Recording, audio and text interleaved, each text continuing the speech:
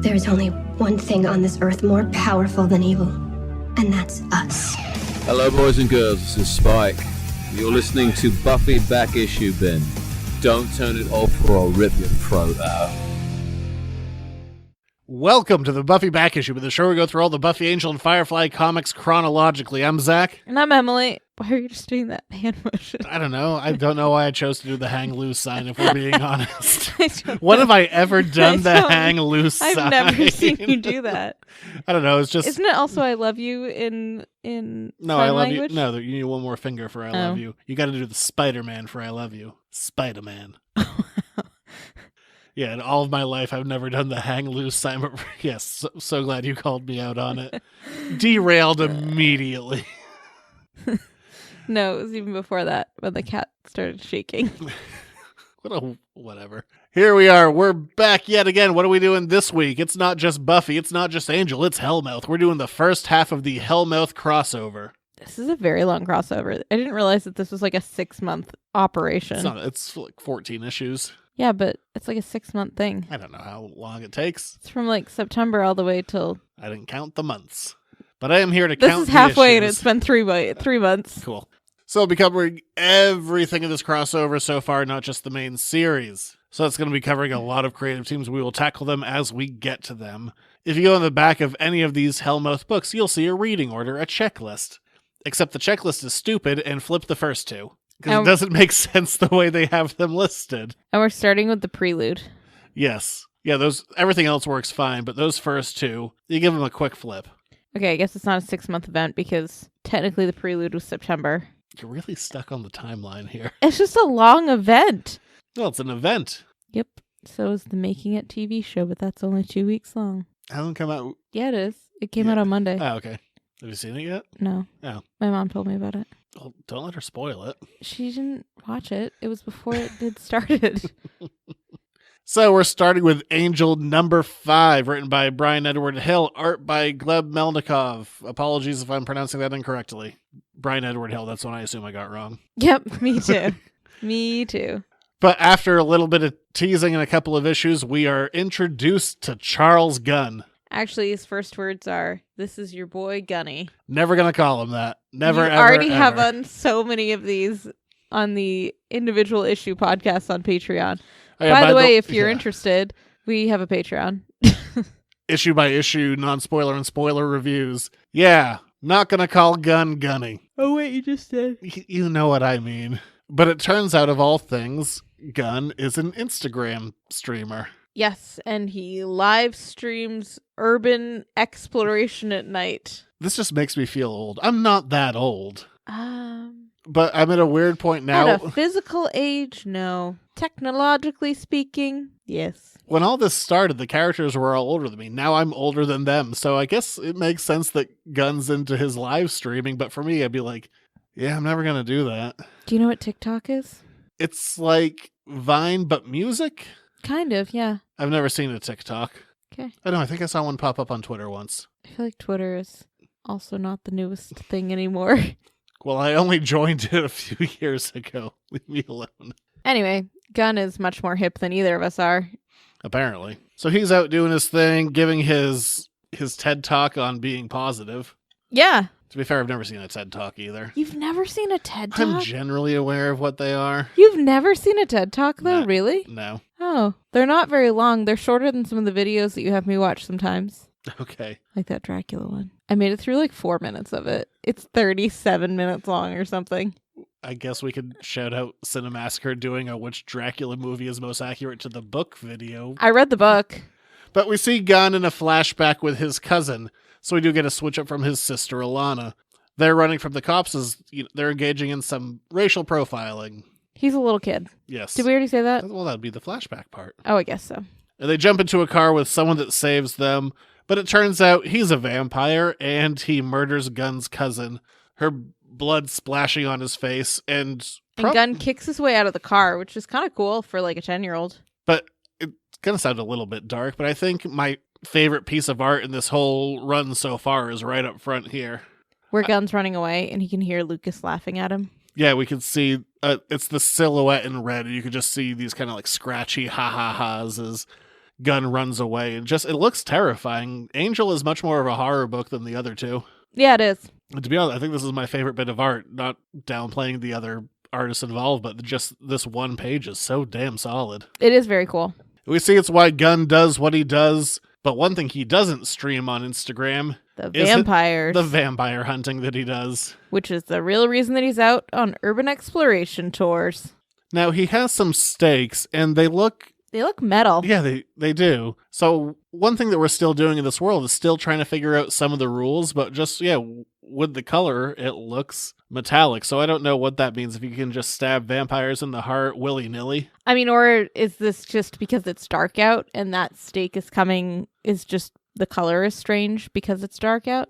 I mean, I feel like it'd be a lot easier to stab someone in the chest with metal than it would be with wood, because you got to break through the ribs. I guess. I don't really know. Well, neither do I from experience. All of that rib stabbing. I wonder if it's like the silver bullet type idea.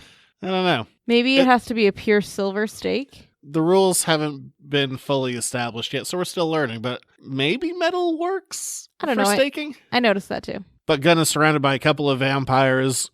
One Angel jumps in. He's like, hey, I'm Angel. I'm going to stab some things. Okay, they're dead now. It's like, can I borrow your steak? Also, do you want a hamburger? And Gunn's like, not sure, I guess. This is something that I think is a little bit fun, is because we are moving towards the crossover, but we also need to be moving Angel's story forward. And Angel goes, look, we're going to do exposition, but we're going to do it real fast. Yes. I'm Angel. I'm a vampire. I'm not evil. I like to stake other ones. Destiny says we're supposed to be together, so if you want to hang out, I'll buy you a burger. And I really enjoy that Gunn just kind of rolls with it. Like, I like the fast exposition dump. Yes, yeah. Like, we're not dwelling. We're just doing this. Let's move on. Yes. It also works because we haven't gotten a lot of exposition from Angel yet. There's been a lot of, trying to figure it out as we go along. Who's Lilith? Who's... Our Darla stand-in, whose name I'm blanking on. Yes. That one. I almost said it.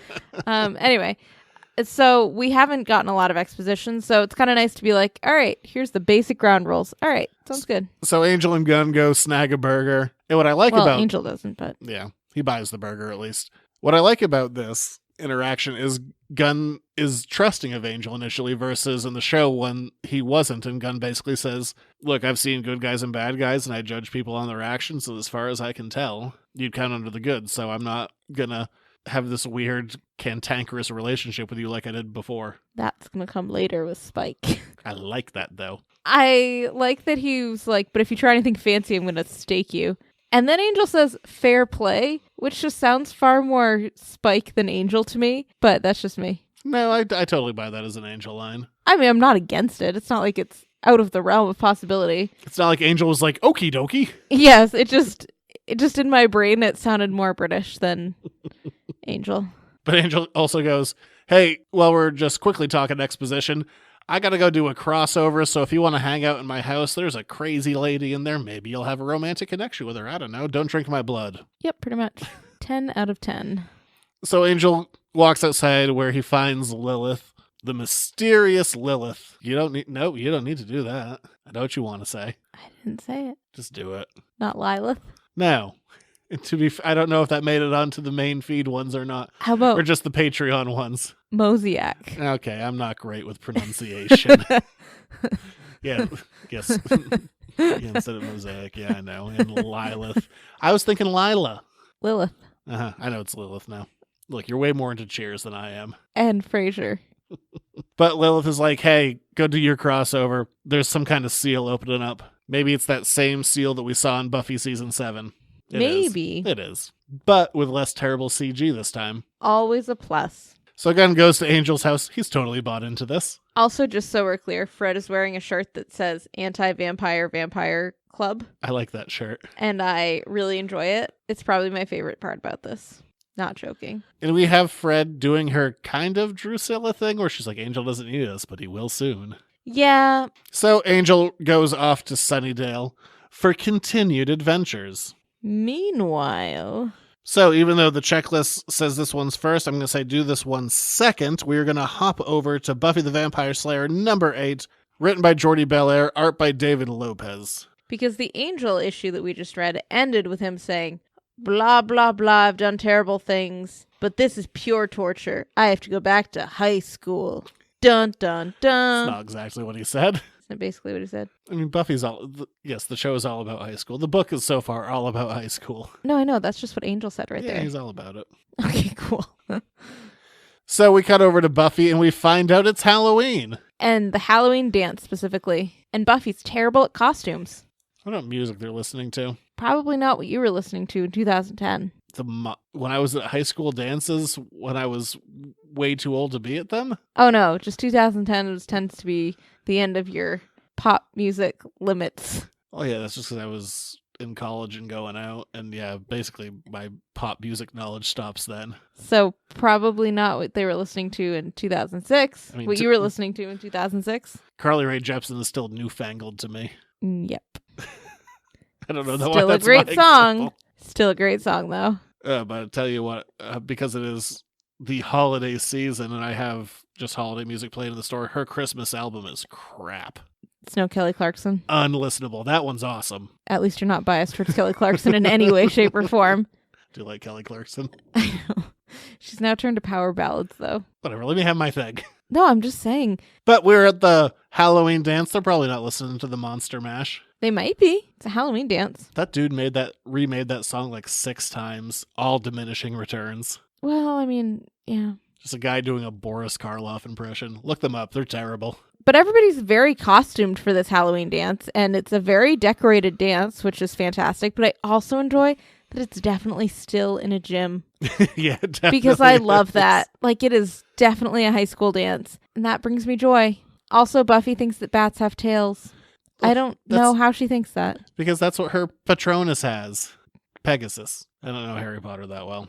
Her Patronus? That giant bat that saved her. Yeah, it's not her Patronus. It's just her giant bat friend. Well, they call it a Pegasus. Yeah. I don't know Harry Potter. Harry Potter has Patronuses. I don't know. I'm very confused. Normally a Pegasus is a flying winged horse. Well, Buffy's Pegasus Is a dragon-y type it's thing. a bat with a tail. Xander has a pumpkin on his head. Willow is nowhere to be found. And Robin Wood, Is dancing with another girl. who looks almost identical to Buffy, but with braces. And her name is Sandy? It's not, I don't know, is it Grease? Maybe. Maybe that's what they're listening to. But Giles has ducked out of his chaperone duties to take Jenny Calendar to Joyce's museum. Something we never saw on the show, so it's kind of fun to see her gallery. To the art opening for her Egyptian exhibit. Giles meets Joyce. He's like, I'm so excited I never get to see this stuff because it's, Sunnydale's a smaller town and this usually goes to bigger cities. And Joyce is like, yes, this is amazing. I'm so glad I got to put this all together. And then they do this weird thing. I feel like it's a more modern thing, but it always just sounds weird to my ear. Referring to your significant other as your partner. Yeah. I don't know. It just always sounds weird to me. I don't know why. It just does. I don't know. I would never introduce you as my partner. Yeah. Maybe because they're not married? I don't know. Maybe. So I guess we're doing better than their relationships. High five. We know what's going to happen at the end of this book, and it's not good. So I feel like high-fiving is... We're still doing better. We're married. Yes, I just feel like now we're adding insult to injury to Why don't you these commit? These poor fictional couples that are about to have some major issues befall them. I suppose. And then they're all talking to each other like, hey, isn't Buffy awesome? They're like, yeah, Buffy is awesome. She's very fun and determined. And then they go on this cool little walk through all the exhibits. And there's a dagger. Yes. Maybe we've seen it before. But not I before. actually think that piece of art's super cool, too. The top-down shot of all 4 of them walking. Yeah, because they're walking on like a 9-panel grid, but it makes it look like they're walking across a floor, kind of. It's a very cool shot. Yeah, they're kind of walking. They're within the comic, but they're also kind of walking on top of it. It is a very cool perspective kind of thing to play with. Yeah, it's cool because you don't have to see them going past each exhibit. You get like a snippet of each exhibit and them walking over it, and it's... And a dagger. Abstract. Cut away back to the dance. Buffy is sitting in the bleachers by herself, frowning at Robin, who's a spider. Is that a metaphor? Is he trying to trap her in his web? I don't know. I don't know. You were the one that was doing Spider-Man impressions like 4 minutes ago. Spider-Man. When all of a sudden, a random guy comes and sits next to her. In some kind of devil mask. This is actually my favorite part. The Angel wore a mask. Of course it's Angel. And he goes and he finds Buffy and he sits next to her and she goes, seriously, dude? So he gets up and walks up one bleacher row behind her and she's like, hilarious. And to be fair, hilarious. Good job, Angel. Way to show a sense of humor. I know, I feel like Angel has more of a sense of humor in this book than we saw in the TV show. Definitely still moping, but a little bit less, like, doesn't take himself quite as seriously. And when we started this whole thing, it was like, it's 2019. Maybe don't have the old man with the 16-year-old girl, but the second they get together, I'm like, just love each other. But also, we don't quite know how old Angel is. Couple hundred at least. You know what I mean. We don't know how old he appears. Yeah, he was 28 before. He's still probably late 20s. I don't know. I'm getting the kind of sense that maybe he's closer to early 20s here. Maybe they're trying to close that gap to make it less creepy. Yeah, because like if he's like 22 and she's 18, that's 4 years. That's not like... Plus a couple hundred. So you're just going with the visual you side. Know what I mean.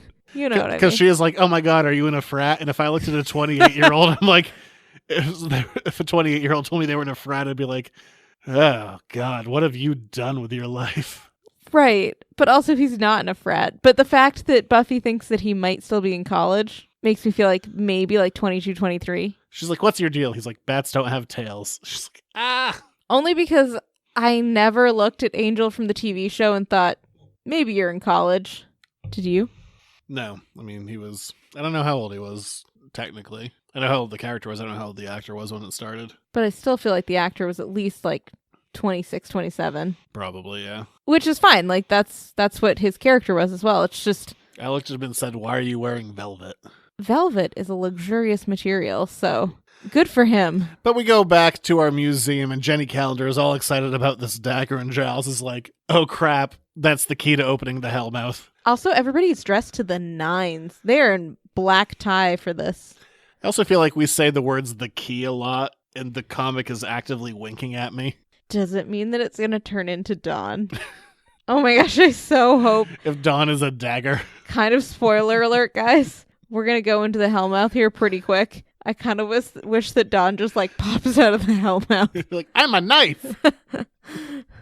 But Giles is like, oh my God, we need to keep this away from Drusilla at all costs. And, No sooner are the words out of his mouth than Drusilla shows up with Spike in some fancy plaid pants. Yeah, Spike is in plaid pants. Drusilla... How did you not notice Spike's plaid pants? I did notice them, but Drusilla is dressed like River because she's wearing combat boots and a flowy dress. Also, she has on vamp face. I was far more distracted by the plaid pants than I was the River-esque ensemble, but you're right. She does look very similar to River in that. I've wore some plaid pants. Yes, you have. And Drusilla's like, I'm going to kill everyone here after she kills someone, unless you tell me where this dagger I'm looking for is. And Joyce is like, it's over there, only for it to be gone. Dun, dun, dun. Giles took it. But I like that the artist like puts an outline of the knife X-ray vision style in red on Giles's jacket. Like we can see through Giles's jacket to the knife. And Drusilla's walking around. She's like, I'm going to kill everyone. And Jenny Calendar is just staring daggers at Giles. I did that on purpose. I know you did. And you were just staring daggers at me for that pun. It's a bad pun. I stand by it. Some puns are good. So Drusilla's going to kill Joyce, and Jenny Calendar yells out, she's like, I took it. I mean, we took it. And so Drusilla comes over. She's like, oh, you're the Watcher. Your lady friend done messed up. You're not good at this. She's like, you are. She's not. She has no fortitude. And Spike's like, all right, let's go open a Hellmouth. How do we do this? And Drusilla stabs him in the neck. And then leaves him on the ground while she runs away with the bloody knife. She's like, well, you did your part. I need to go. I had to sacrifice someone that I love and just a rando. So halfway there. Also, whoa. Okay. Because he's a vampire and she did not chop off his head or stab him in the heart with a wooden stake, he's not dead. He's just like in pain and bleeding. And she's like, bye forever. My neck. And we see that the Hellmouth starts to open. Fire is coursing through all of Sunnydale High. Everybody runs outside. And we get a shot of Willow, who hasn't been at the dance, so we see that she's by herself, casting some sort of spells. Our first indication that Willow... Not our first indication, we've had some hints that it's coming, but yeah, our first time seeing Willow cast in magic. Magic with a K. Sitting inside a pentagram. I can't tell if the design is the same design as the Hellmouth seal. Maybe? I don't know either. Might I also don't know what her shirt means. Me either. Bruja. Bruja. I said it. Or Bruja. Brouhaha. Prelude completed. Now we're into the actual Hellmouth because the Hellmouth is open. It's partially open. Drew still needs to stab someone else. The Hellmouth is about to be open. So the actual Hellmouth main series is written by Jordi Belair and Jeremy Lambert with art by Eleonora Carlini. Again, apologies for pronunciation. So we start very much where we left off. School's on fire. We get some inner monologue from Drew. And here's a panel that kind of confuses me. It's a 2-page spread. We know that the Hellmouth is opening up. And we literally see giants and dragons descending on Sunnydale. And they're just not where we are right now, at least. They're kind of not going to be mentioned again. Like, they'll mention that the earth cracked open and fire spat out. But all these massive monsters coming down on the town, kind of, what's up with them? There are these little, hell rats that we see again. But we don't see any of these ginormous creatures. Yeah, they're just coming into the town like, our time is now. That's not true. We see them go down. We see them when I guess, spoiler, we're going to go into the Hellmouth. And we see them down there. But they're all over the town, and it's just never really mentioned again. Yeah, it's totally true. So that's kind of a weird moment. And Drusilla is monologuing to herself like, they're under my command now, and she runs away. And we cut over to Anya, who we haven't seen in a little bit. And Anya's packing up her shop and moving it through a portal, which I really enjoyed. She's doing it season 3 style. She's like, Apocalypse, Anya out. Yes. And Giles comes crashing in, Apparently they know literally each crashing in. And he's like, Anya, I need your help. You need to fix things. And she's like, Giles, I'm too old for this. I'm not dealing with this. I'm going through my portal. Bye.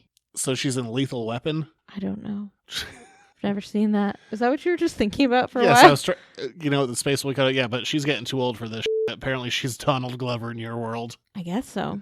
Isn't she, though? Isn't that basically what she says? She's she's, I've tried to help before and nothing actually fixes it, so... Yeah, she's basically Murtaugh. I'm leaving now. So now Lethal Weapon 1 through 4. Haven't seen them. I haven't seen them. I haven't seen the TV. To be fair, I don't watch the TV show either, but I don't think anyone did. There was a TV show? Yeah, the main actor got canned for being a jackass. And then they replaced him with Sean William Scott, and then the other actor left, and then it got canceled. You know a lot about this show for never watching it. Podcasts? When was this on? Very recently. Really? Whatever, moving on from Lethal Weapon talk. The 4th movie is no good. Do you know what I could talk more intelligently about? High School Musical 1, 2, and 3. Now on Disney+. Oh my gosh, so excited. But we go back to the school. Everyone's running around. Buffy's trying to save everyone, getting everyone to the library, where they find Robin Wood, who's still in his spider costume. Yes. They're like, what are you doing here? He's like, what are you doing here? And Cordelia's in the background, and she's just like, so Buffy's a slayer, Xander's a vampire, and we're all going to die. Fantastic. And then she's like, I really enjoy your commitment to Halloween, sweetie, but bats don't have tails. I also like that Cordelia is dressed as a cat yet again, just like she was in season 2 for Halloween. She's consistent across universes. Good for you. But Buffy needs to go fight all of the demons that are coming in only for Angel, not wearing a silly mask anymore, to burst in, opening 2 doors at a time. Very Angel-esque of him. Callback? Maybe? To Lord of the Rings? No, I know what you mean. I just liked mine better. In season 5, Eve accused Angel of being overly dramatic by opening 2 doors at a time when he really didn't need to. So, I'm going to say callback. But also, Aragon in the 2 Towers. I hate to do that in that movie. Yes, of course he did it in that movie. When he came dramatically out of the river half dead and was like, I'm here now. But after 1 callback of cat ears, 2 callbacks of Angel opening doors in an overly dramatic way, 3 callbacks right in a row because he goes to the library, he looks at the floor, he's like, I thought the Hellmouth was directly underneath this. And it's... Callback. And it brought you joy. It kind of does, yeah. So then he runs away and Buffy's like, I'm going to go follow the tall guy. Yeah, she's like, we have to find this Hellmouth situation. And just kind of leaves everyone there. And nobody follows Buffy and the mysterious stranger. Well, she says get everyone out of the school. So they have a job to do. She does tell them what to do. And they do that. They get everyone out of the school, but there has been one casualty. Braces Buffy. Sandy? I'm not giving her a name. I forgot it. She has a name. Well, she's dead now. She's dead now. And she was killed by Drew. Thus, that's the stranger that Drew needed to kill to open up the Hellmouth. The Hellmouth is officially opened. Whoops. Problems will ensue. Angel goes running downstairs, Buffy following. And she's like, hey, this is my job. What are you doing? He's like, yeah, I've been doing this longer than you, so I'm going to go do this so you can leave. See, and here's the confusing part to me. Star-crossed lovers. This feels like a really appropriate time for Angel to do the quick exposition that he did with Gunn, because Buffy is far more likely to believe him than Gunn was, even though Gunn did believe him. But yeah, but you know what Gunn doesn't have in his title? Vampire Slayer. I know, but like a really quick thing like, hey, I'm also a demon killer. He just has Instagram and SoundCloud user in his title. Who? Gunn. Yeah. But I don't know. I feel like he could have just left out the vampire part, but been like, hey guys. Super strong. Been fighting demons. I've been fighting demons for hundreds of years at this point. I'm here to help you out. Instead of just whatever he's not telling her. I do like Buffy continuously calling him out, though. He's like, I'm doing this alone. You need to go back. She's like, nope. And he's like, I saw you from afar. She's like, what are you talking about, you weirdo creep? Yep. Way to just keep calling him out, Buff. And, oh, you're very familiar with her now. Apparently. What is Buffy short for? Isn't it Rebecca? I forget. I think it's one of those names that has no connection to the real... Just look it up, damn it. I don't have my phone. Well, I'm at... Is it Elizabeth? Yes, that's it. That's the real one. Rebecca? Whatever. I guess it had a P in it. Someone yelled at me in this podcast. Some listener has just yelled at me from afar. The weirdest one is Peg or Peggy being short for Margaret. Or Dick being short for Richard. I still think that Margaret and Peg is a bigger leap. Anyway. The other thing that I like, that again, we'll call it a callback. Angel's like, hey, I saw your half vampire friend. I don't like him. Continuing their like unnecessary animosity. Yeah. Yeah, that's true. I like that Angel just like seems like a jerk. So, and Buffy's like, well, he kind of is, but he only has half a soul right now, so leave him alone. Which is actually my favorite part, that she's not like, he's not. He's sensitive and kind. She's like, nope, he is kind of annoying. Look, he has 2 eyes right now. Let's just give him credit for that. Oh, poor Xander. And I do like them introducing themselves, fighting demons, and they say their very silly names to each other. They do say their very silly names to each other. And they go deeper into the Hellmouth only to find the seal, and they jump in. Where we cut to Drusilla, who has the knife, and she's surrounded by fire, and the Hellmouth is beckoning to her, saying that she needs to come and that her destiny awaits. Yes, pretty much. I guess combat boots would be a pretty good thing to walk around hell in. So then after all of that, we cut back to L.A. Just in time for the next issue of Angel. I guess, look, we're going to start playing fast and loose with the timeline here, because Spike has apparently healed from his neck wound, and now he's just in L.A. Yes, that was not what I thought you were going to say. I thought you were going to say he's like in deep depression, because he kind of is, but he's also in LA. We are going to establish that Buffy and Angel have been underground for at least a couple days. Yeah, it's very unclear how long Buffy and Angel are under there. They're not interacting like, they had to make camp together or something, or you could say it's a demon dimension. It's moving at a different pace than regular Earth, which we've dealt with before, but... AKA Wizard did it? Yeah, essentially a wizard did it. Unless the only thing... What a fantastic episode of The Simpsons that has just brought us so much content. Oh, Wizard did it. Unless we haven't gotten a sense at all from the Buffy and Angel in the Hellmouth situation how much time they've been in there. So it's terribly possible that they are in there and we're just seeing the very beginning of it, but the other books are going at a different pace outside of the Hellmouth. Potentially, but we see Spike in his pleated pants. You mean plaid? Plaid or pleated. They're not pleated. They're just flat front. Whatever, I don't know. They're just plaid. Look, I don't know fashion, but clearly the writer, Brian Edward Hill, is all about the fashion. Also on Twitter, I'm just going to definitely confirm he is all about the fashion. Also, I feel like if he listens to this, he's going to be very offended that you mixed up pleated and plaid. He probably will be, but you know what? He throws out fashion tips, and I read them and I go, you're just spot on. He knows what he's about. He's got it down. Fantastic. We also know that he's very into fashion because he brings up Tom Ford in this several times. Yes, he does. This particular issue. But Spike, because he's been stabbed in the neck, decides to be partially suicidal, but not fully. Evidently, he and Drusilla have broken up. So he just starts... Stabbing him in the neck, I suppose, was her breakup message. I mean, if you stabbed me in the neck, I'd feel betrayed, at least. Yes, I can imagine that. But he just starts diving off roofs into cars. That's a thing he does. And the police officer's like, you have to stop that now. Because he's a sad sack. And he was like, bite me. Just to be clear, because I had to double check this, Spike did not say bite me, because that is just too punny. What did he actually say? Piss off. Well, it's a very similar theme. Well, he went British on it versus literal. But we see Gunn and Fred chatting over Angel's blood sacks in his fridge. Yeah, and he left them a pizza, which was very kind of him. And they're chatting about Lilith and who she is and what's happening here. Fred's like, Lilith's a demon, and Gunn's like, demons are a thing, and she's like, you hunt vampires. And to be fair, I'm with Fred on this. And I like that Fred is clear that the magic in her is magic with a K, that's somehow a big distinction, but I like that. From pulling a rabbit out of her hat, she's instead pulling, I don't know, other things. Crazy talk. And so in the middle of all of this, Lilith shows up. She's like, yeah, I am a demon. I am ancient. And she's wearing a very fancy ensemble of blazer and shorts. And a big belt buckle.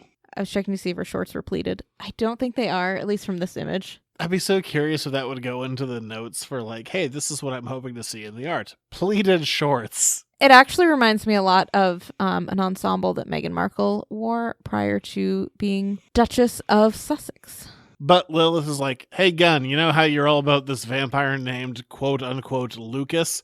Also with a K. There's a lot of Ks in here. Let me give you the rundown of what you're actually fighting.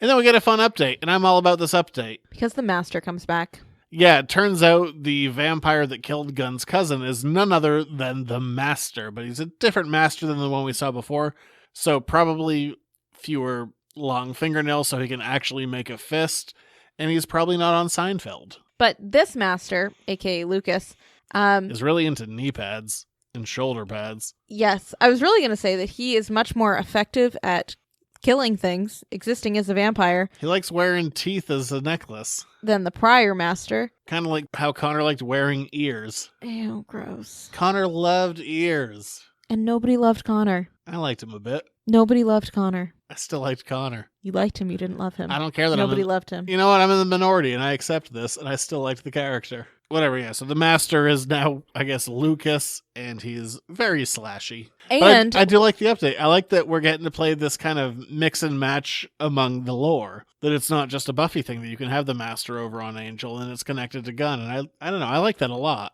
I also like that Lilith mentions that in letting Gunn live, the Master sealed his own fate. I'm hoping that Gunn's gonna do him in. I like that there's an element of prophecy and of foretelling. Nothing crazy, not so much like this will control every second of your life, but we also don't. But I like that. I mean, we did supposedly see his cousin die, but it could do a Alana thing of Gunn has to stake her later on, or it could be like a Frey and a Hearth thing. Oh yeah, I mean she was definitely still in the car when Gunn ran off. Yeah, so these windows are still open. Yeah, I like that. But go kill the Master. Go kill the new Master. Get him. But she says, hey, or when I say she, I mean Lilith. Lilith is like, hey, just so we're clear, Angel's off, probably underground now in hell. But if you want to continue your own mission, you should go find this vampire Spike. Yes. And she's like, just kidding. You can't go dressed like that, though. So she gets Tom Ford to whip them up some outfits. Get fancy. And they go to a club. And they go to a bar, and speaking of fashion, Spike is trying way too hard. Yes, and he's still way too hard. The black fingernails. But interestingly enough, he's in a very human environment and certainly not attempting to kill anybody or anything, and he's just drinking water. Yeah, Spike is in a 70s motorcycle jacket, a t-shirt that says Major Threat, and a chain around his neck, like a full-blown chain, not like a douchebag 2003 chain, but like an actual chain that you would use for hauling something with a padlock around it. So Spike is trying way too hard. Never mind the bleach blonde hair and the black fingernails. Lilith says something to the effect of, you're looking for a guy with a Billy Idol haircut, and Fred, much like me, says, who's that? I don't know either, Fred. We are listening to Billy Idol the second the show is done. They find Spike. Turns out Spike's waitress is a agent of Wolfram and Hart. And she is there to try and kill Spike. Spike spots Gunn coming towards him. He's like, that's a fancy man in a blazer. I'm gonna run away. Only for this waitress to dive at Spike. With a knife. She's like, I'm gonna get you. So again, Spike is stabbed for the second time in as many issues. So Gunn and Fred, I guess, a little bit, but Gunn and Spike mostly work together. Spike does this crazy kick and kicks her in the head, and just a lot of things are happening, and basically they incapacitate the girl. Spike runs away. He's like, well, I think you're all trying to kill me. Spike out, and Lilith is outside in her full demon form.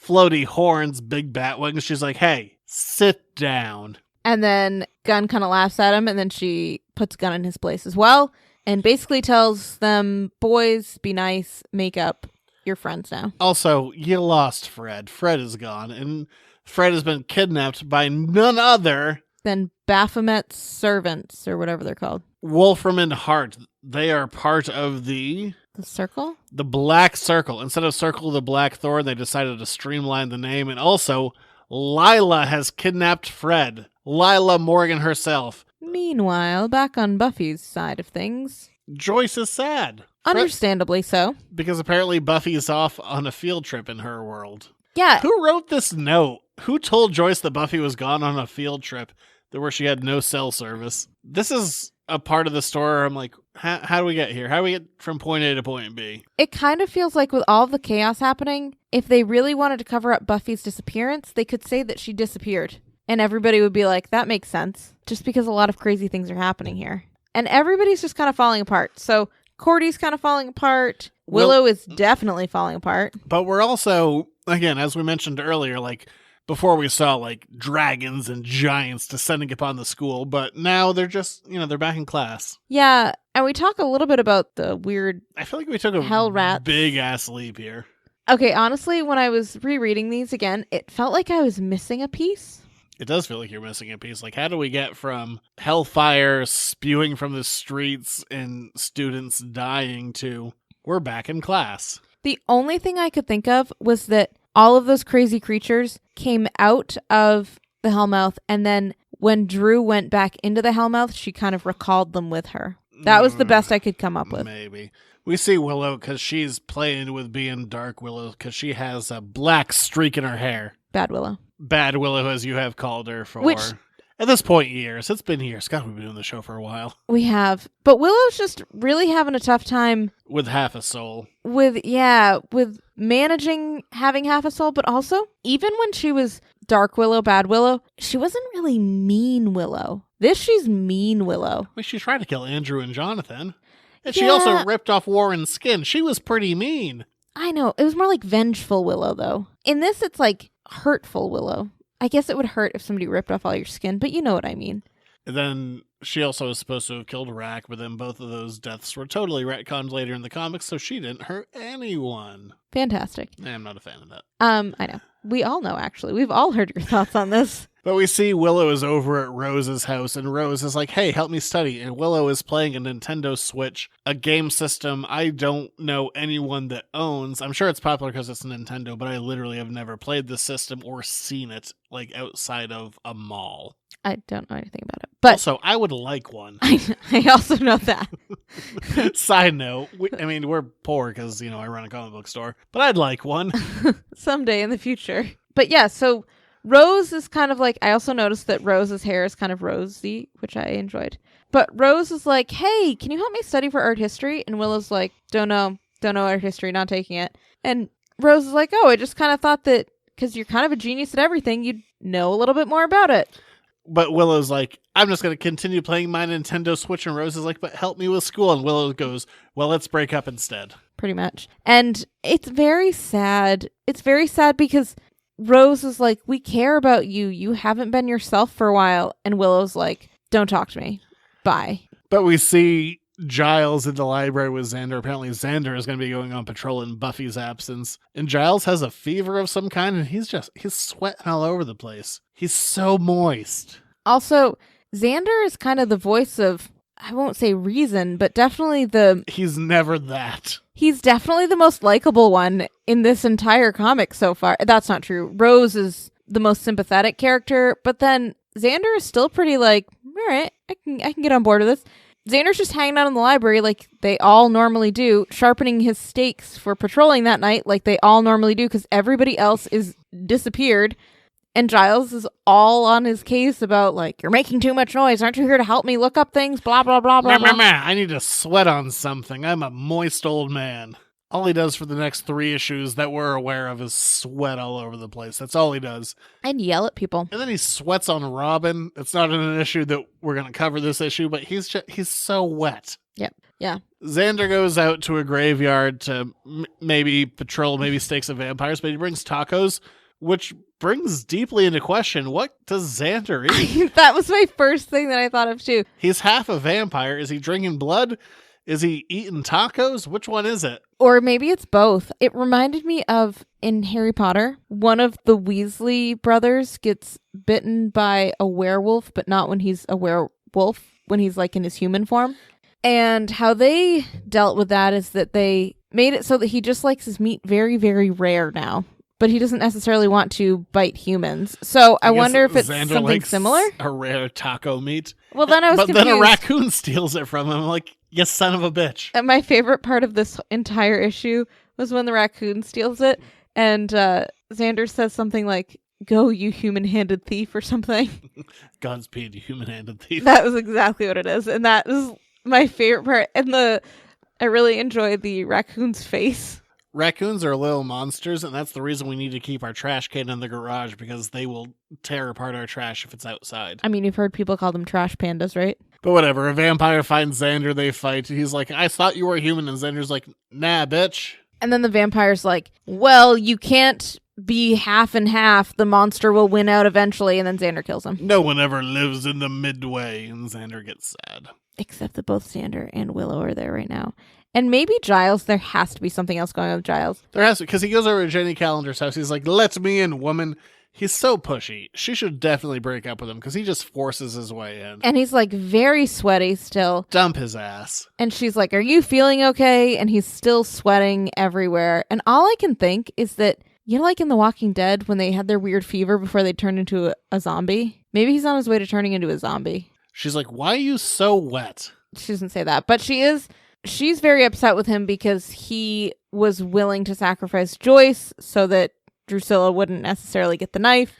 And then she kicks his ass out, and he's just like, has everyone gone mad? I'm like, I don't know, you're pretty unlikable. I know. It somehow, and I don't know how, and maybe it's just the charisma of the actor who played Giles, because this doesn't necessarily seem like an un-Giles-like decision to try to save the knife from Drew and sacrifice people in the process, because in the end, he's trying to save all of humanity. That seems like a very Giles decision, but I guess the aftermath of it does not seem like Giles. Or the conception that I have of Giles is a whole new world. It's a whole new Giles. Could be. And then we cut over to a weirdo, nerdy creep who doesn't go to the dance because he doesn't have any friends.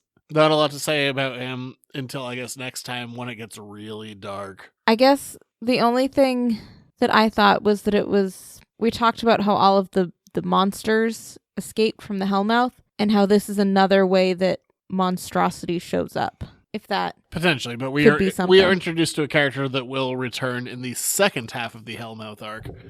And then we see a Slayer arrives in Sunnydale via cab. Look, it's Kendra. It's just Kendra. They try and play it like maybe it's a mystery. It's just Kendra. And she we shows know up it's Kendra at her Watcher's house, and her Watcher is not Giles. In fact, it is, that's right, Robin Wood. But Robin doesn't seem to be aware that he's a Watcher. That was the confusing part. I mean, he has more revealing boxers than Jason Derulo. You only know that because I showed you a BuzzFeed article. Also, podcasts told me. Did they? Yes. Who else told you about it? Ralph. Oh, good. Glad. And if I'm going to clarify, once again, as I've already had to clarify, we watched a Cinemassacre video about Dracula. I guess I'll clarify, listen to Ralph Garman's podcast. Shout out. Because I just have to keep clarifying things that I do outside of this show, I guess. But yeah, Kendra's here. So are we going back to the Hellmouth now? Yes. Okay. So, Hellmouth issue 2 now. We're actually in the Hellmouth. So I guess that's very aptly named. Confusingly, most of these Buffy and Angel books don't have Buffy or Angel in them. So there you go. Because they're in the Hellmouth. They're just diving deeper into the mouth of hell. So Buffy and Angel are just kind of like bebopping around, learning a little bit about each other while they're trying to find their way through the Hellmouth. Future lovers, as we've been told. Buffy clearly has no idea who Angel is or that he's a vampire, because she's like, you're older, aren't you? Are you in a frat? And they get separated and they go and find that Buffy's in a reality where Joyce is there and Xander's there and Willow's there and she needs to save everyone. I do like that this version of Buffy does not lose her head. So who knows what might have happened in other versions of Buffy, but this one keeps her head and she realizes that this can't possibly be Joyce. It can't possibly be Willow and Xander. And she ends up taking down this creature that looks like Joyce. Yeah, which is really creepy because it doesn't like change back. She just has to straight murder something that looks like her mom. Yes. And right then Angel shows up and he's like, yeah, I also had some terrors of people that I once didn't save. Maybe they're the ones that we've seen in Angel's series before. I think so.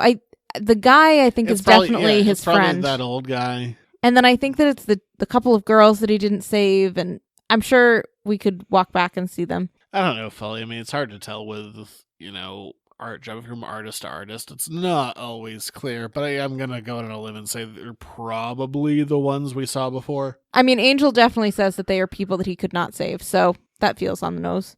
Angel could say that about anyone. I guess. Most everybody. I could be at a bar trying to order a beer, and if just the bartender didn't see me, Angel would be like, it's my fault that he didn't get his beer, and I have to tone for this. Atone or just tone? Get toned? Yeah, he's going to get swole. He's going to go do a couple reps. Oh no, somebody taught you that word, didn't they? He's probably going to do like 3 of 15 or something. So anyway, back to this. So we're back in the Hellmouth, and just things are not good. Angel's like, we have to be kind of stealthy because we don't know what's going to happen in here. It's very unclear. There seem to be levels that you can like drop down from one level to the next. Kind of like a video game. It feels like a video game. Or like the levels of hell, because there are 9 of them. There are circles. There are 9 circles of hell. You know what I meant. I don't know. It could be. I wasn't paying attention to how many kind of worlds they were dropping through, but that would be really interesting. I can roll with that.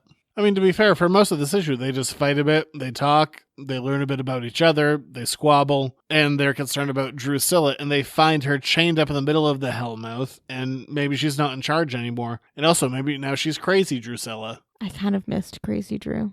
I totally missed her. Well, I miss Miss Edith.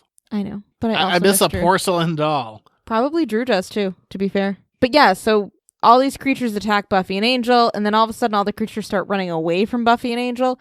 And they're like, this is not good. And so they follow the creatures and they find, as you just said, Drew. But what I'm interested about is, I mean, we're not done with this episode yet because we still got 1 to go. But this is only Hellmouth 2 of 5. And they've already gotten to the core of it. So I am very interested to see how much story is left and what is the story. Well, I guess I'm interested to see, is Drew a victim of the Hellmouth now? Is she a part of it? Is she feeding the Hellmouth? Is she feeding off of the Hellmouth? Like, what's this relationship? And is our adventure now going to be to get out of the Hellmouth alive? Are we going to try to somehow save Drew? I don't know. Are we going to see the Torukan, those old-ass vampires? Oh, yeah. Maybe. I don't know. I'm interested to see. Maybe Lucas will pop over here. Let's just call him the Master. Lucas is that's just a name. With a K, though. That doesn't make it any less of just a guy with a name. The Master is I don't know, I would say that's our real name. It's not a real name. It's a fake name. Don't ever call yourself the Master. But I don't know. Despite being halfway in air quotes, we're not really halfway through the story yet, and we're kind of already at the gooey center. Well, all I can think is that the story is going to change. That's where I'm rolling with this. That now the center of our story, now that we found Drew in the middle of the Hellmouth, we still need to try to close that Hellmouth. I feel like it's not going to involve the Angel characters that much, and that includes Spike. I have no idea, because it could be something, what if Fred is delivered to the Hellmouth? Yeah, I mean, something we've never seen, something that I would love to see. We got close in season 12, but we were still a few characters short of this is everyone. I mean, we got close to it before, and thankfully, due to me, we at least got mentions of the rest of them. I like when we did that episode, you were like, maybe there's a possibility that I planted the seed that made this happen. And now you're like, it was all me, except for the part where I didn't write or draw it. Look, I give myself 10% credit.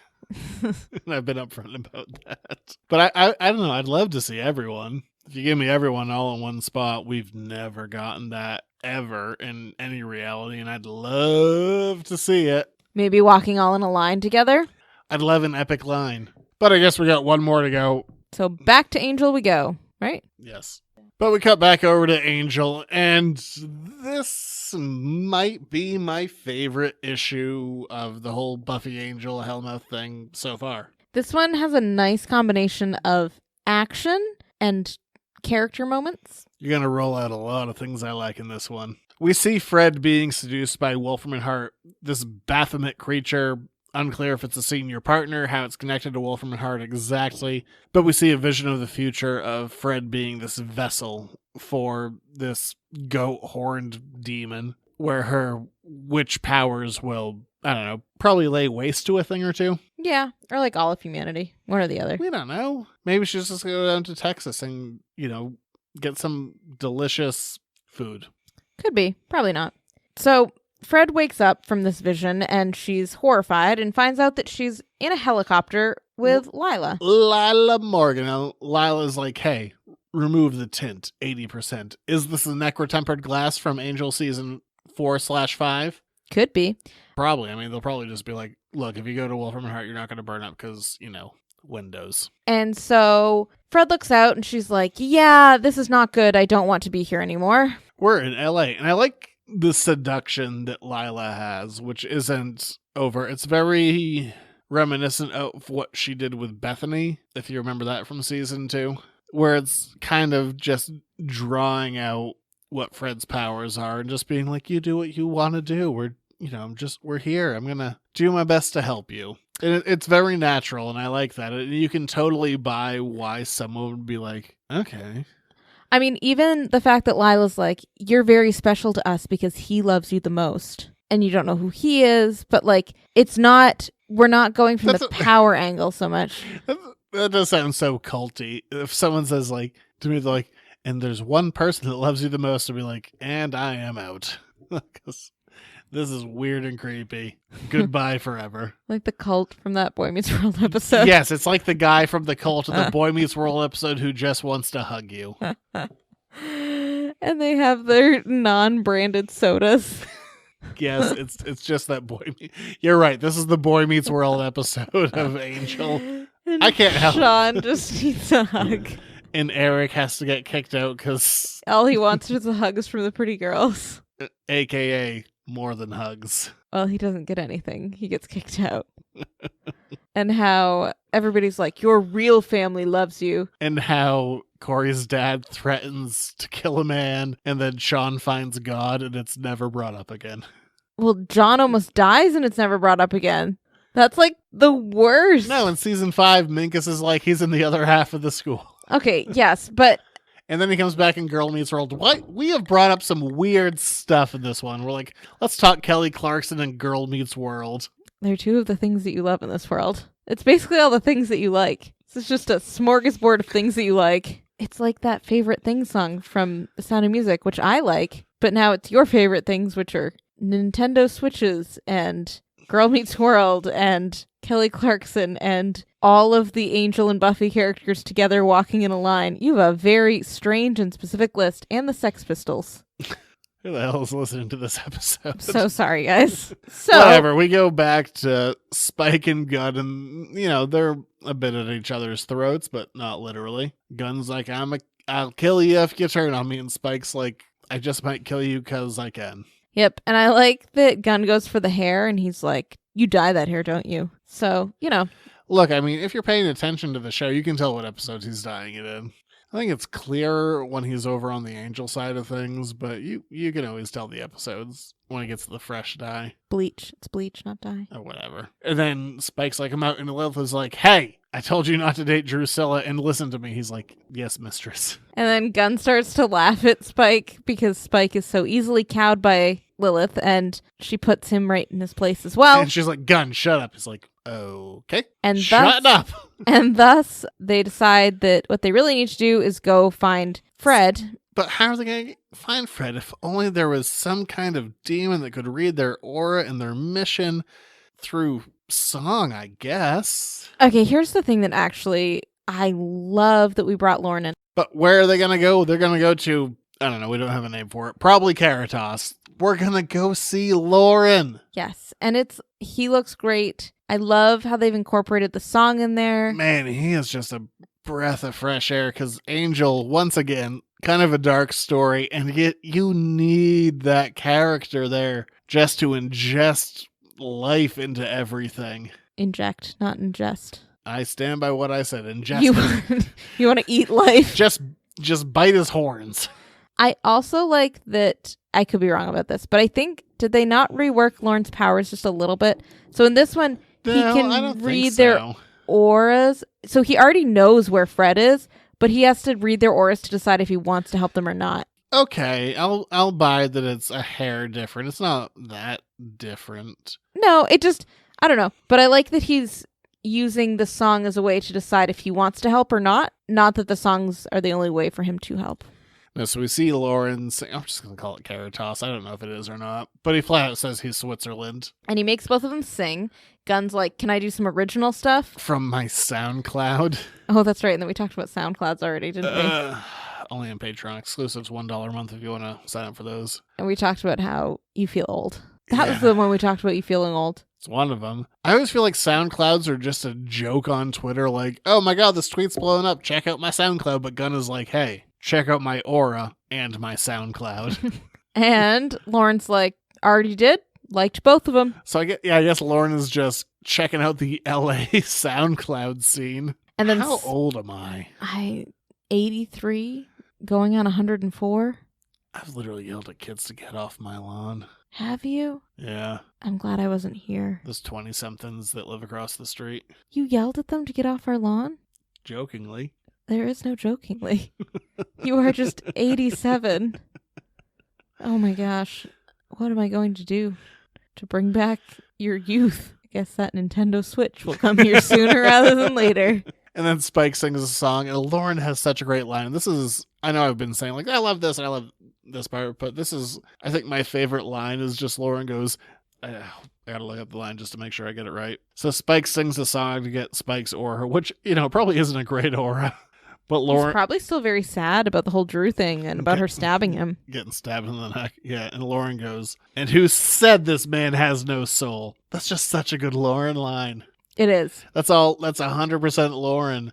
And I feel like Lauren was a hard character in the comics to kind of continue post-show. Like, once you made Lauren a regular character, once it moved to comics, it's like, how do we have the guy that breaks out into song and calls Angel Pastries viable?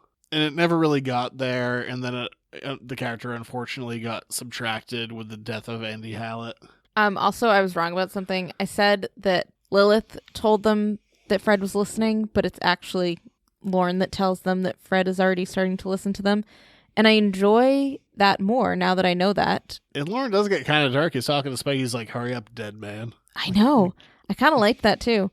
But he has kind of an edge to him. A little bit. A little tiny bit of an edge. But also, I like the idea that he's so tuned into sounds that he's like, she's already listening to them. Obviously. There's just, I don't know, the Angel side of things. I like these characters so much. I love Lauren. I love Gunn. I love Spike. I love Fred. I love Lila. I'm so hyped up about this side of the story. Yes. And I like that. So then we flip back to Fred, and this is where Lila introduces Wolfram and Hart to Fred, and she's like, you're going to need representation. With this Baphomet thing that she's supposedly the conduit for. So kind of unclear how that's going to work. Is she the conduit, or is this thing on this plane already? Yes, and it feels like, in the same way that Willow just, in the show, all of a sudden had a ton of power. Like, all of a sudden she was the most powerful witch ever to ever do anything ever.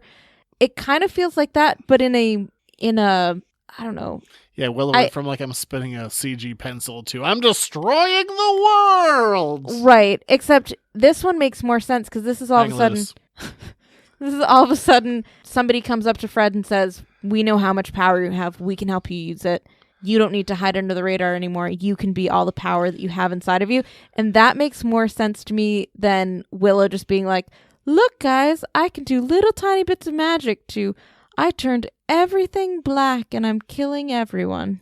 Yeah, and this whole Fred having kind of pre-established power kind of falls into the same Xander realm of, I feel like this is a very intentional effort of going, how do we make the non-visually interesting characters visually interesting? Yeah. Because, I mean, comics, and it's something you could say that the previous comics struggled with as well, is how do you make these guys who are just kind of, chatty Cathys into something that we're going to be engaged with in a bigger way? Yeah, I think it's going to be good. I don't know. Kind of my first impressions of Hellmouth, and we're only halfway through it. My honest impression is I don't know. I'm really excited about the Angel stuff. I don't mean that in a bad way, because where I'm kind of stuck is Buffy is still so fresh. I'm going, well, have we earned kind of this kind of massive story? Have we done enough to kind of get there? But also at the same time, I want Buffy and Angel to meet in such a big way, but also I'm enjoying like moving the Angel characters forward, Sans Angel. So my honest answer is I'm enjoying myself so far, but I don't know how I'm going to fully feel until it's done, I guess. Is that a bad feeling? No. Because is it too much too soon, or is it going to stick the landing? I don't know, because we're not there yet. Yeah, I will say that reading everything together like this, I liked, because I liked how they balanced each other out. I liked that. I love getting Buffy and Angel together. Yes, and a lot of their stuff in the Hellmouth, weirdly, for being in the Hellmouth, there's a lot more talking than there is action, which is fine. Yeah. And I also love getting a large chunk of the Angel season 5 crew together. Because I like every season of Angel, but there's a level of bickering and camaraderie in that final season that is just a lot of fun. And if we're getting that level of fun early on, I'm not going to fight it, because Angel does take a little while to, in the show style, find its footing. And if we're kind of jumping ahead to being like, and here's where it's good, I'm like, all right, fine, I'm on board. Buffy's characters feel like they're jerks. I was going to say darker than their counterparts that we've come to know and love in other versions of Buffy. And I'm not sure that's necessarily a bad thing. Angel was always the darker show, and Angel still here feels... Angel is visually darker and people are, getting off, but Buffy's characters feel darker than Angel. Yes. Yeah, Angel's characters are much more likely to crack a quick joke here. I mean, we have that whole soul split in half thing, but Buffy feels darker, I think. It feels like there's some sort of, I don't know, like something darker that's creeping through the Buffy characters, which I'm wondering if that's going to come to light as we get to the second half of the Hellmouth stuff. I don't know. I'm enjoying this reboot. I'm enjoying that it's doing something different. There's parts of it I'm torn on, and there's other parts of it I'm sold on. Like, on one hand, I know that we're supposed to be introducing Buffy and Angel as like these characters that are going to fall in love, but at the same time, you're going to make twice as much. I'm speaking of Boom Studios here. They're going to make twice as much money having two separate books, which I get. But also at the same time, if we have two separate books, I also get those other characters that I like so much on the Angel side. So there's a real kind of give and take in my impression of what we're getting. And I totally understand why we're getting what we're getting. It all makes sense from a business standpoint, but at the same time, I'm also going, this is best for the story, but also it might be best for the story. So I really don't know. I kind of like that we're not even into the double-digit issues of any of these books yet, or I guess we just now are into Buffy, but that's a bold choice to take your titular characters out of their respective books and put them together into another book, but keep the other titled books going for a long time. Like, that has never happened before. It happened with Angel, but that was only like 3 issues. Right, exactly. And it was very quick. Like, Angel went over, he did his thing, he went back to his book. And Fred was a lunch lady. Yes, but this one, and that one felt like a filler. So I think it's a bold move. I'm excited to see where it's going to go. I like that we're developing I hate to say background characters, but the secondary characters in such a way that they can also carry their own stories, and not in a fillery kind of way, but in like these are real things that are happening. Yeah. I mean, I already said it, but I'll say it a second time, I guess, for literally no reason. I understand why we're doing what we're doing from a business standpoint. Oh, those are legitimately the same words you already used. I don't know. It's just I'm trying to literally work it out. I'm trying to talk myself into how do I feel, and my honest answer is I don't know. Screw it. I'll give an opinion. This probably isn't the way I would do it, preferably going with the intention of that this would be a very long-running series, but I get why we're doing it. I'd probably like to pull the taffy a little bit more than we have versus diving as headfirst as we have into this. I don't know. I'm just interested to see where this is going to go. I'm also interested. But I'm also enjoying it, so I don't know. I'm also interested to see how this is going to get printed up in the trade editions. I know exactly. It's just going to be Buffy, Angel, and Hellmouth. They're not going to do it. Oh, okay. You just need all three to make it work. Yeah, I'm sure. Okay. To be fair, I don't actually know that for a fact, but that'd be my guess. I don't know. Any other We're thoughts? too far out for the solicitations. I don't know. I'm still trying to work out my feelings on this. I'm enjoying it, but at the same time, I'm like, is this how I would do it? But at the same time, no one's paying me for my opinion on how I would do it. You know what I do like, though? I like that this is different. I like that we're not falling into the same pattern that has previously been established. Yeah, because that was one of the problems with the comics before is, you know, they were in totally separate kind of stories, and then I guess just Angel was part of it, and then they had to separate, and then they had trouble coming back together, and then they had to can one of them in order for the story to finish. So there were definitely kind of awkward ways to get the characters to interact before. I don't know. Yeah. Am I rambling at this point? Probably. You are, yeah. That's okay. So let me say what I said for a third time. So anyway, to sum it up, we like the mobility of the characters. I do enjoy that. I do like how you can just kind of hop from book to book because you're not really dealing with the politics of where we were before. We like where the story has started. I'm excited to see where this story is going to go. Yeah, I got faith that this is going to end well. Ironically, Faith is the only one not here. And Wes and Oz and Riley. Oh, I do and miss Connor Riley. and Dawn. Mm-hmm. Yep, those last two. So I guess everybody who's been keeping up with it, tell us what you think, unless you have any other thoughts for this. I can repeat what I said twice already. A 17th time. I'm like, And if you've heard us on Patreon, I'm enjoying it, but I'm still kind of holding out for a final opinion. For I guess we'll come in part 2 when we do this. yes, I was gonna say if you listen to us on Patreon, then you've heard us all the way through this. Yeah, we do non-spoiler and spoiler reviews for a minimum of $1 a month on patreon.com/editorsnotecomics. And that's on the individual issues as they come out. They are, and I would say those ones are a little more raw. Let's use that as our term. Well, yeah, but also we go back and we reread everything again for these. So I feel like we have a much more measured opinion only because we get a bigger view of it as opposed to here's this one thing minutely right in front of me. Yeah. Anyway, if you are interested in those, please check it out. If you want to do anything else, you can email us at editorsnotecomics@gmail.com. Beyond that, we'll be back for... You're on Twitter, too. I am on Twitter. @editorsnotecomics. And we're probably back next, because Firefly only has one issue left, so that's probably what we're back for. Early's in this arc. Okay. Well, we are. You said that like... Well, no. My grad school paper is due December 15th, so probably, guys, if we have to do a long episode, it probably won't be out until after December 15th.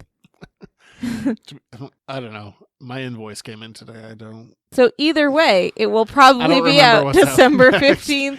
All right. After December 15th. We will be back. Thanks for hanging out with us, listening to Buffy. Email us if you want to talk some Buffy stuff. Happy to do it. And we will talk to you guys later. All right. See you. Bye.